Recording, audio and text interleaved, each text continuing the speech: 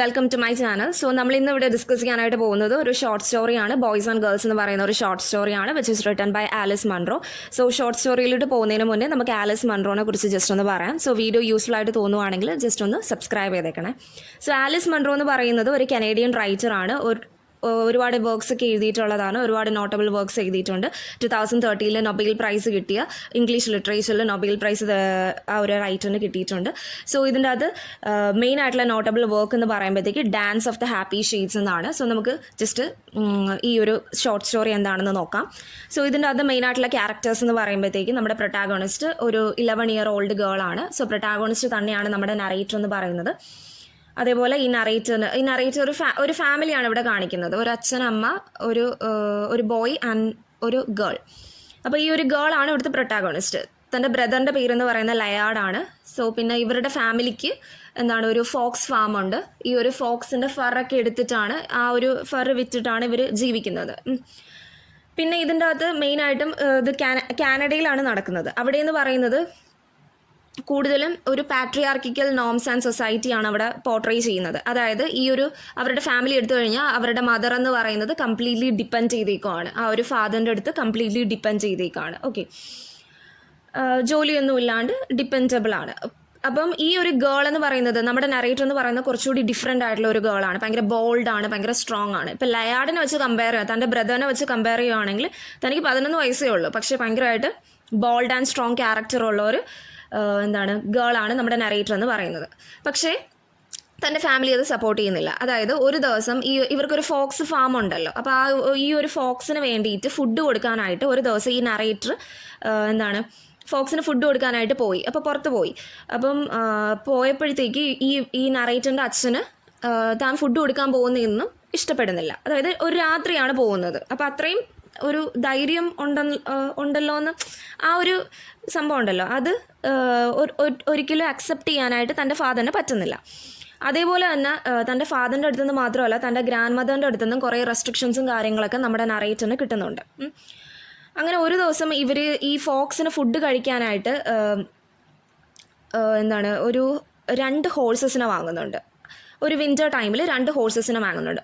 മാക്ക് എന്ന് പറയുന്ന ഒരു ഹോഴ്സും ഫ്ലോറ എന്ന് പറയുന്ന ഒരു ഹോഴ്സും. മാക്ക് എന്ന് പറയുന്ന ഒരു മെയിൽ ഹോഴ്സാണ്. ഭയങ്കര ഏജ്ഡ് ആയിട്ടുള്ള, ഒട്ടും ആരോഗ്യം ഒന്നും ഇല്ലാത്തൊരു ഹോഴ്സാണ് മാക്ക് എന്ന് പറയുന്നത്. ഫ്ലോറ എന്ന് പറയുന്നത് ഒരു ഫീമെയിൽ ഹോഴ്സാണ്. ഭയങ്കര സ്ട്രെങ്ത്, അതായത് നറേറ്ററിൻ്റെ ഒരു ക്യാരക്ടറായിട്ടുള്ള ഒരു ഹോഴ്സ് എന്ന് വേണമെങ്കിൽ ഇവിടെ പറയാനായിട്ട് പറ്റും. ഭയങ്കര സ്ട്രെങ്ത് ആണ്, ഭയങ്കര കോമ്പീറ്റബിൾ ആയിട്ടുള്ള ഒരു ഹോഴ്സാണ് നമ്മുടെ ഫ്ലോറ എന്ന് പറയുന്നത്.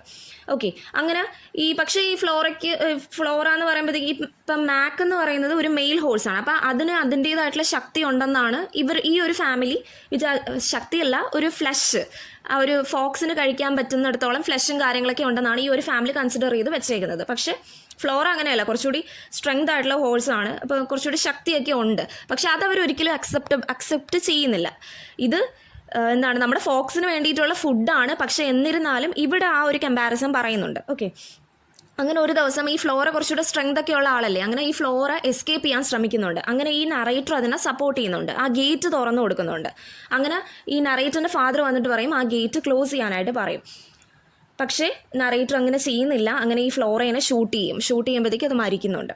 അപ്പോൾ ലാസ്റ്റ് ഈ ഫാദർ പറയുന്ന ഒരു ഇമ്പോർട്ടൻ്റ് ആയിട്ടുള്ള, അതായത് ഒരു കൊട്ടേഷനായിട്ട് ഇടാൻ പറ്റിയ ഒരു സെൻറ്റൻസ് ആണ്, she is only A girl. അങ്ങനെ ഈ നറേറ്ററും ഭയങ്കര ഒരു കൺഫ്യൂസ്ഡ് ആയിട്ടുള്ള ഒരു കൺക്ലൂഷനിലാണ് ഈ ഒരു ഷോർട്ട് സ്റ്റോറിയിൽ എത്തുന്നത്. ഭയങ്കര സിമ്പിൾ ആയിട്ടുള്ള ഒരു ഷോർട്ട് സ്റ്റോറിയാണ്.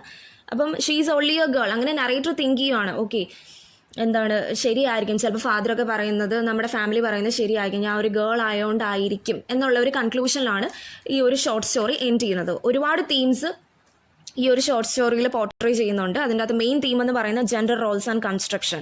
അതായത് മാസ്കുലിൻ ജെൻഡറിനെയും ഫെമിനിൻ ജെൻഡറിനെയും ആ ഒരു ഡിഫറൻസിയേഷൻ പറയുന്നുണ്ട്. അതായത് മാസ്കുലിൻ കുറച്ചുകൂടെ സ്ട്രോങ് ആയിരിക്കും, കുറച്ചുകൂടി ബോൾഡ് ആയിരിക്കും എന്നാണ് ഇവിടെ പറയുന്നത്.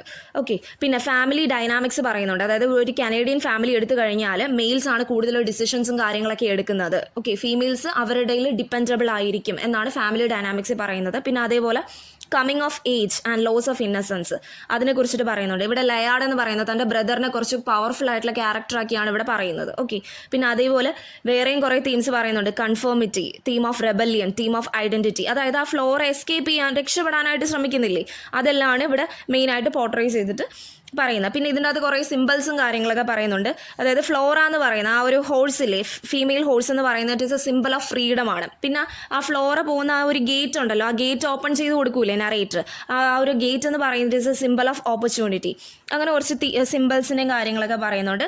ഇവിടുത്തെ നറേറ്റീവ് സ്റ്റൈൽ എന്ന് പറയുന്നത് എഴുതിയിരിക്കുന്നത് ഫസ്റ്റ് പേഴ്സൺ നറേറ്റീവ് സ്റ്റൈലാണ് പറയുന്നത്. ഓക്കെ, സോ ഈ ഒരു ഷോർട്ട് സ്റ്റോറി ഭയങ്കര സിമ്പിളാണ്. സോ വീഡിയോ യൂസ്ഫുൾ ആണെങ്കിൽ ജസ്റ്റ് ഒന്ന് സബ്സ്ക്രൈബ് ചെയ്തേക്കണേ.